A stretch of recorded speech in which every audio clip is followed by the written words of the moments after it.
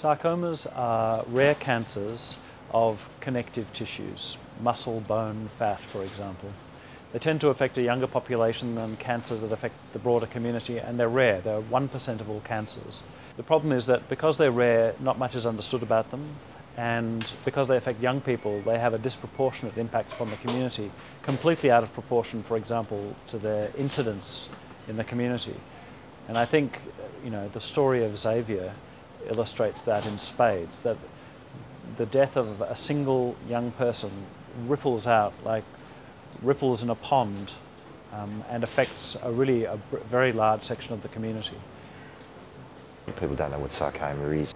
30% of children under the age of 16 die from this cancer. We need to do something. The cancer itself is a young person's cancer. Sarcoma makes up between 20 to 30% of cancers in young people. A low-profile cancer. And nobody knows about it. But it just doesn't have the profile. But when you get it in your soft tissue, it's pretty diabolically bad. They weren't given any funding for research. Because this cancer, as much as it doesn't affect as many people in the community, kills our babies. In terms of disease that comes out of the blue and affects young people, cancer is the leading cause of death. It's a cancer that's just shoved in the corner because it affects a lot of young people. Young people don't become celebrities because they die before they can. As a child, Xavier was one of the fittest, healthiest,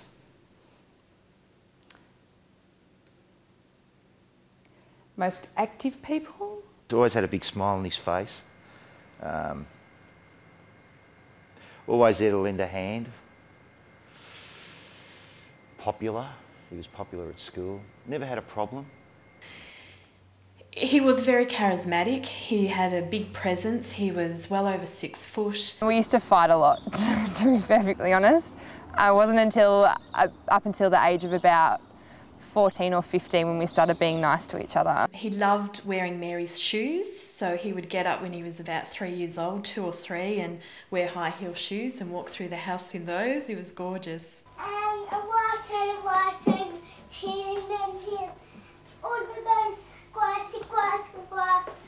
Loved his sport, loved his friends, passionate about life. He just had this amazing smile that if you walked into a room and you didn't know anybody and you saw him standing there, he'd be the first person that you'd want to approach. He just had this charisma about him. He was just so welcoming and so warming. He could always find a base of conversation. From a tiny thing, he could always sit down and he'd say, well, what do you do? And then talk about that. And if they didn't have anything to talk about, he talked about himself. So you kiss that. He was becoming pale, lethargic. And he came home and he was saying that he had pains walking up the stairs. And he went off his food a little bit. Silly, but curried sausages was his favourite dish, and I cooked that one night and he said, I just can't eat, I'm too sick to eat. He was getting ready for school and he fell off the chair that he was sitting on and passed out. And we took him to the doctors and his blood count was so low that my sister, who's a nurse, said, well, that's what dead people have, a blood count that low. The GP called an ambulance straight away. He was taken straight to St Vincent's and they decided to operate on him because obviously something had burst. He was in a lot of pain. When they opened him up, they found the cancer and they had removed 30 centimetres of his bowel. When she said the word cancer, I felt like, I think a lot of people say the same thing. The floor just opened up below you and you just fell into a pit. And unfortunately, Zav's cancer was the 4th stage. It was an experience that I wouldn't want anyone else to share. It was because you don't know what's going on. Xavier would go in and he would say, David would say to him, how are you, Xavier? And he'd say, I'm fine, thanks. And Xavier came home one day and said that he was going for this bike ride with school into Docklands. And then when we went to the hospital the following week and I said, David, he did this ride at school and it was 40 degrees or something. And David just threw his head back and laughed, He said, I'm fine, David, I'm fine. We always had friends with us. They were good support, really good support. You couldn't do it on your own. You'd go crazy. We all had a really awesome support network in each of our friends, and I mean, at the end of the day, it wasn't about us, it was about Xavier, and we all understood that. It's hard to see your best friend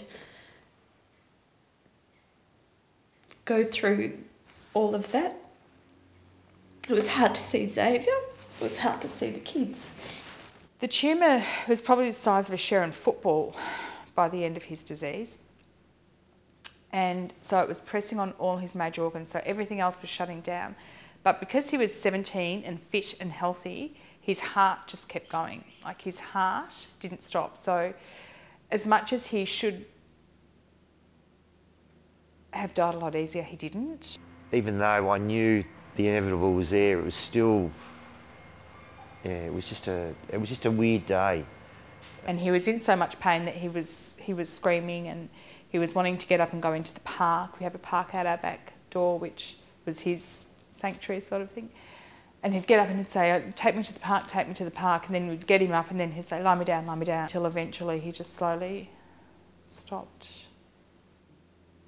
But it was a long, horrible battle. I think there was anywhere between 12 to 1,500 people at the church.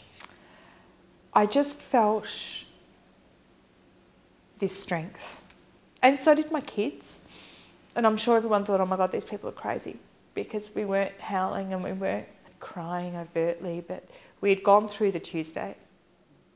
So anything after that was easy. Having to carry Xav into the hearse, that was an experience you just don't wish upon any parent, because you're supposed to, your children's supposed to bury you.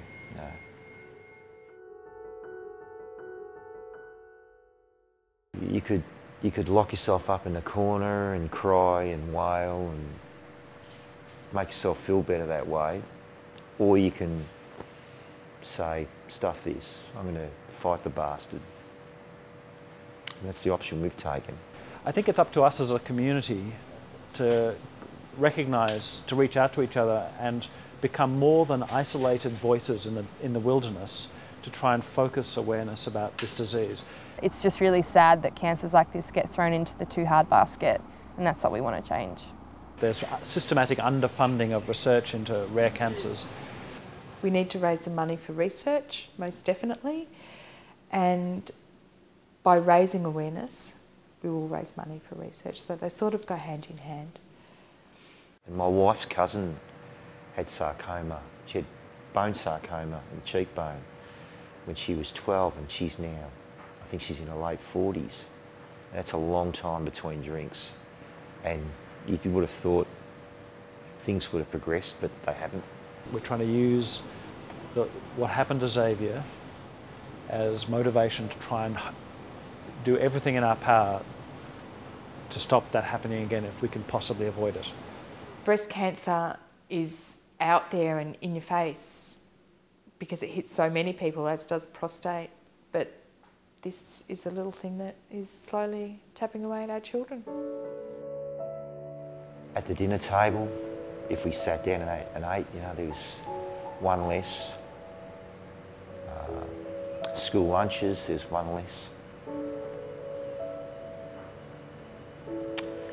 Yeah, it was just that, always that one less.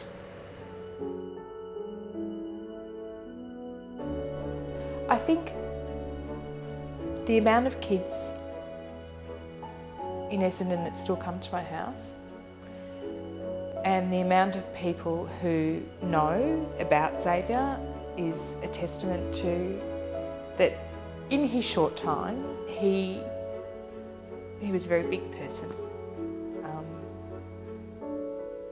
He had so many friends, and you know, he achieved a lot in a short time.